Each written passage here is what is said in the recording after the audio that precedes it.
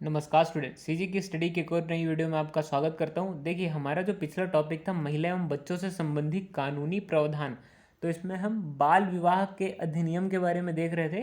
तो हमारा पहला, दूसरा, तीसरा, चौथा, पांचवा ये जो अधिनियम है कंप्लीट हो चुका था। बेसिक मैं आपको याद दिला देता हूँ कि पहली जो धारा है उसमें हम नाम पूछते तो नाम से संबंधित था, नाम विस्तार एवं प्रारंभ से संबंधित। और दूसरा जो अधिनियम था, दूसरा जो धारा था वह परिभाषा था, जिसमें बालक बालिकाएं इनसे संबंधित जो परिभाषा दी गई थी उससे संबंधित पूछा गया था। वैसे ही तीसरी, चौथी और पांचवी जो धारा है, वह तीसरी धारा में ये बताया गया तो शून्य यानी तीन तिगाड़ा काम बिगाड़ा, शायद आपको याद होगा ये ट्रिक। तो जो बाल विवाह है उसको किस तरीके से शून्य करना है उसके बारे में बताया गया था कि न्यायालय किस आधार पर उसे शून्य कर सकती है जो बाल विवाह हुआ है। और चौथा और जो पांचवी धारा है वह मतलब भरण पोषण से संबंधित था, जो कि महिला पक्षकार, मतलब धारा जो 4 है, महिला पक्षकार का भरण पोषण कौन करेगा। और जो पांचवा था जो कि बाल विवाह से जन्मे बच्चों का भरण पोषण कौन करेगा उससे संबंधित था। तो आगे हम देखते हैं जो छठवीं नंबर धारा है। तो छठवीं नंबर जो धारा है वह बच्चों, जो बाल विवाह से जन्मे बच्चों हैं उससे संबंधित है। देखिए, जो बच्चे हैं उसके बारे में ये बताया गया कि बच्चे वैध होंगे कि नहीं होंगे। इसमें बोला गया है बाल विवाह से जन्मे बच्चों की धर्मजता, धर्मजता का अर्थ होता है वैध होना, या वह वैध रहेगा कि नहीं। देखिए, इसमें यह क्लियर किया गया है कि वो जो बच्चे हैं वो धारा 3 के अंतर्गत, चाहे वह बाल विवाह से जन्मे हो चाहे कोई भी कंडीशन में, तो वह वैध ही कहलाएंगे। बस ये डिपेंड करेगा कि उनकी जो जिम्मेदारी है कौन पक्षकार लेता है, वो कोर्ट डिसाइड करेगा कि उसको किसके ऊपर सौंपा जाए। कि पुरुष पक्षकार, देखिए पक्षकार कहने का मतलब पुरुष, जो पुरुष वर्ग है, या फिर महिला पक्ष की तरफ, ये दोनों के पक्ष को कानून में पक्षकार वर्ड यूज़ किया गया है, तो आप कंफ्यूज नहीं होंगे। देखिए, जो धर्मजता से संबंध है वो जो कानून है उसके लागू होने से पहले और बाद दोनों को बताया गया कि यह कानून के लागू होने से पहले भी कोई जन्म लिया हो, जो बाल विवाह से जन्म लिया हो बच्चा, और इस कानून के लागू होने के बाद भी अगर जन्म लेता है तो वो पूरी तरीके से वैध बच्चा ही कहलाएगा, चाहे उनका विवाह शून्य क्यों ना हो गया हो। तो अगली जो धारा है, सातवीं धारा। तो देखिए, यहाँ पे जो सातवीं धारा है वो है जिला न्यायालय की धारा 4 और 5 के अधीन जारी किए गए आदेश के उपांतरित करने की शक्ति। देखिए, उपांतरित कहने का मतलब है परिवर्तन, है ना।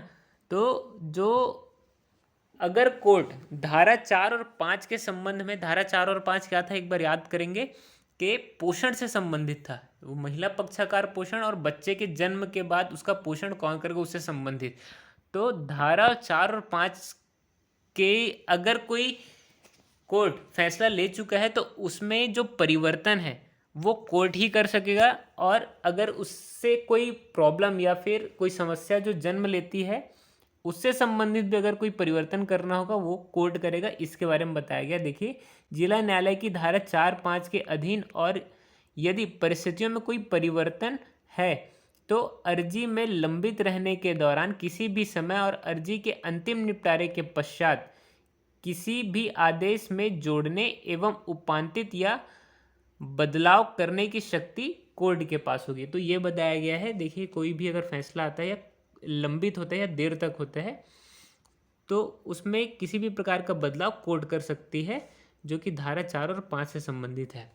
तो देखते हैं धारा 8, न्यायालय। देखिए, धारा 8 में जो बताया गया है वो न्यायालय, आप कौन से न्यायालय में या कैसे अर्जी दे सकते हैं उसके बारे में बताया गया है। तो यहाँ पर एक चीज़ आपको क्लियर हो जानी चाहिए कि अगर इसमें पॉइंट ये लिखा हुआ है, जहाँ प्रतिवादी या बालक निवास कर रहा है, जहाँ विवाह अनुष्ठापित किया जा रहा है, जहाँ पक्षकार अंतिम रूप से एक साथ निवास कर रहा है, जहाँ अर्जी या पेश करने की तारीख के समय निवास कर रहा है। तो देखिए, इसमें यह बताया जा रहा है कि आप किस किस परिस्थिति में कोर्ट में कहाँ अर्जी दे सकते हैं उसके बारे में बताया गया है। तो ये आपको क्लियर हो जानी चाहिए कि कहीं भी अगर विवाह हो रहा है तो वहाँ भी आप दे सकते हैं, जहाँ आप निवास कर रहे हैं वहाँ भी दे सकते हैं, या अंतिम रूप से आपको जो निवास स्थान है, जो बोलते हैं कि ओरिजिनल घर जहाँ है, वहाँ पर भी आप अर्जी दे सकते हैं न्यायालय में, उसके बारे में बताया गया है। अगली जो धारा हमारी 9, तो देखिए हमारी जो 9, 10 और 11 धारा है वो दंड से संबंधित है, यानी आपको किस प्रकार का दंड दिया जाएगा बाल विवाह में लिप्त होने से संबंधित, तो इसके बारे में रहेगा। तो एक चीज़ याद रखिए, 9, 10 और 11, तो ये सारी धाराएं दंड से संबंधित हो। धारा 9 देखते हैं हम, बाल विवाह करने वाले पुरुष वयस्क के लिए दंड। तो यहाँ पे वयस्क पुरुष को बोला है, तो आपके दिमाग में एकदम फट से आ जाना चाहिए कि 18 वर्ष से अधिक। तो यहाँ पे पहले ही पॉइंट में लिखा हुआ कि 18 वर्ष से अधिक आयु पुरुष वयस्क होते हुए बाल विवाह करेगा तो उसे किस प्रकार का दंड मिलेगा, तो कठोर कारावास जिसकी अवधि 2 वर्ष तक की होगी, मैक्सिमम 2 वर्ष तक उसे कठोर कारावास दिया जाएगा, या जुर्माने से 1 लाख रुपए तक का दंड होगा, या दोनों एक साथ हो सकता है। तो देखिए यहाँ पर जो पुरुष वयस्क के लिए ना 18 वर्ष से अधिक है पुरुष, देखिए यहाँ पे 21 वर्ष नहीं बताया ना, 18 वर्ष से अधिक। अगला जो है 10वीं धारा, तो इसमें भी दंड के बारे में बताया है। तो बाल विवाह का अनुष्ठान कराने के लिए दंड, तो देखिए जो अनुष्ठान कराएंगे उनके लिए क्या क्या दंड है, जो कोई किसी बाल विवाह को संपन्न कराएगा, संचालित कराएगा या निर्दिष्ट कराएगा या दुष्प्रेरित करेगा, मतलब जो बाल विवाह से संबंधित अगर कोई भी अगर बाल विवाह आयोजित करा रहा है तो उसके लिए यहाँ पर दंड बताया गया है कि उसे कठोर कारावास जिसकी अवधि 2 वर्ष होगी, और जो दंड की या जुर्माने की राशि वो 1 लाख तक रहेगी, इसके बारे में बताया गया है। तो इसमें आगे हम देखते हैं धारा 11। तो देखिए धारा 10 में हो गई पुरुष के लिए, और धारा 10 जो है वो जो आयोजित कराएगा उसके लिए, और धारा 11 में क्या बताया गया उसको देखते हैं। बालक विवाह से अनुष्ठान का संवर्धन कराने या उसे अनुयज्ञ कराने के लिए दंड, तो इसमें भी अनुष्ठान कराने से संबंधित ही कठोर जो भी कारावास रहेगा उसके बारे में दिया गया। तो कठोर कारावास जिसकी अवधि 2 वर्ष तक होगी, और जुर्माना भी होगा जो कि 1 लाख रुपए तक बताया गया है।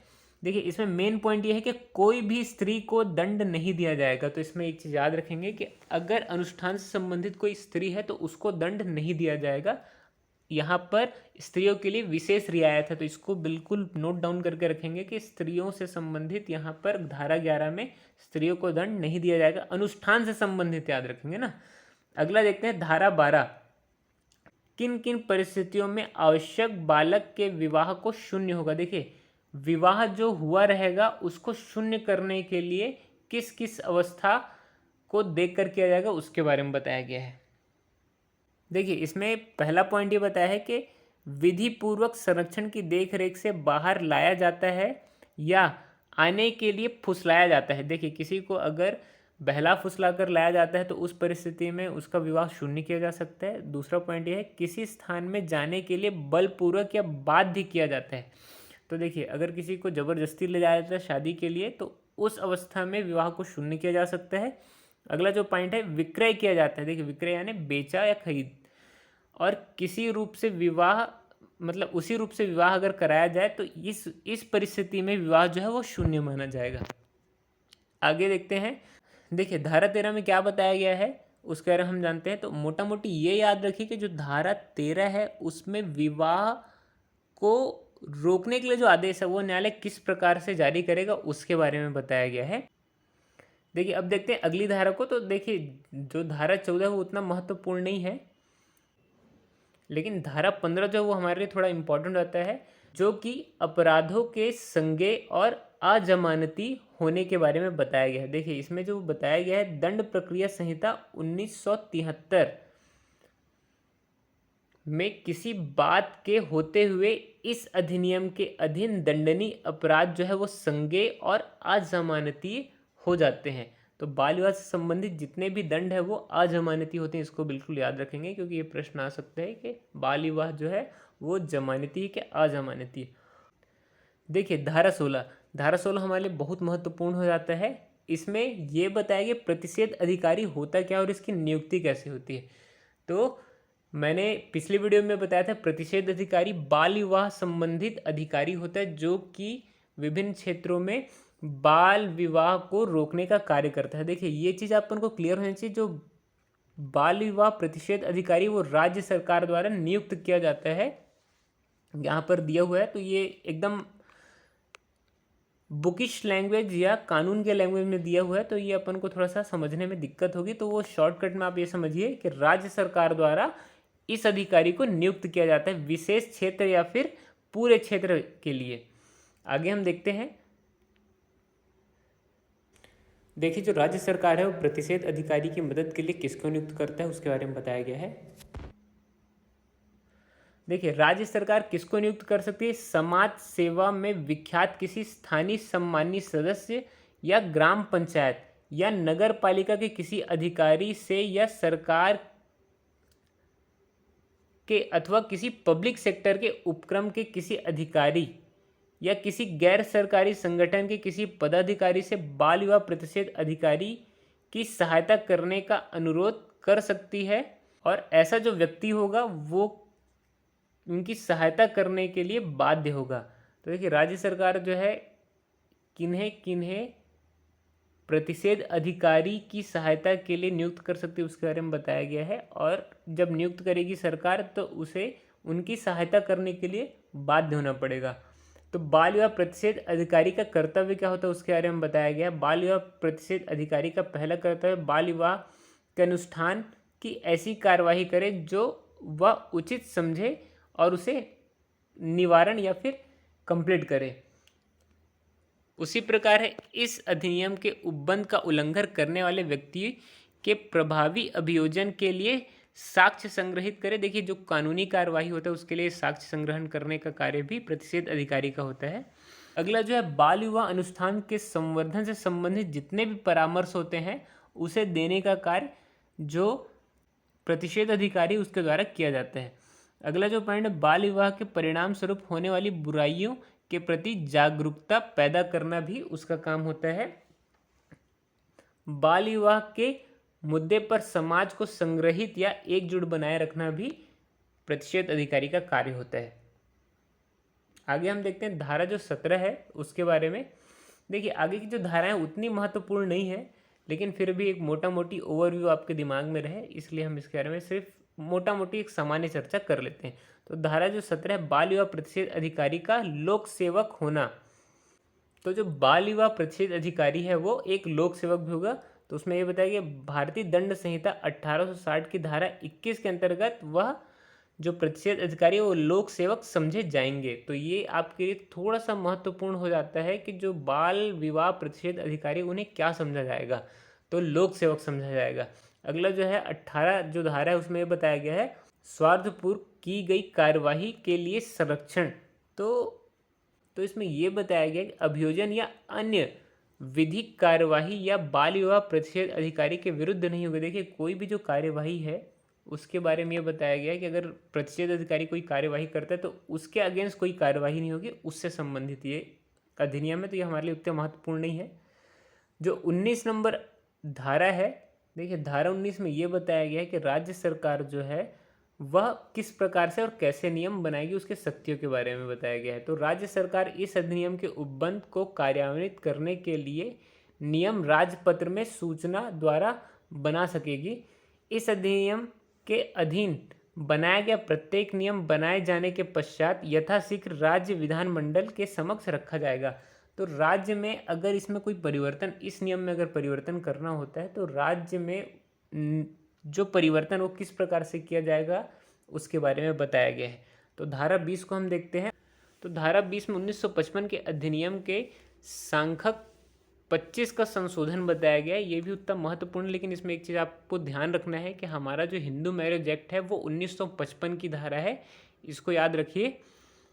इसमें ज़्यादा कुछ इंपॉर्टेंट याद रखने लायक नहीं है। और जो हमारा लास्ट धारा बच गया धारा 21, तो धारा 21 जो है, देखिए धारा 21 हम देखते हैं तो इसमें ज़्यादा कुछ बताया नहीं है। बस जो 1929 की जो धारा है उसमें कुछ चीज़ें ऐसी हैं जिसको हटाना या दूर करने से संबंधित है। तो धारा 21 में उससे संबंधित प्रावधान है और ज़्यादा कोई महत्वपूर्ण नहीं है।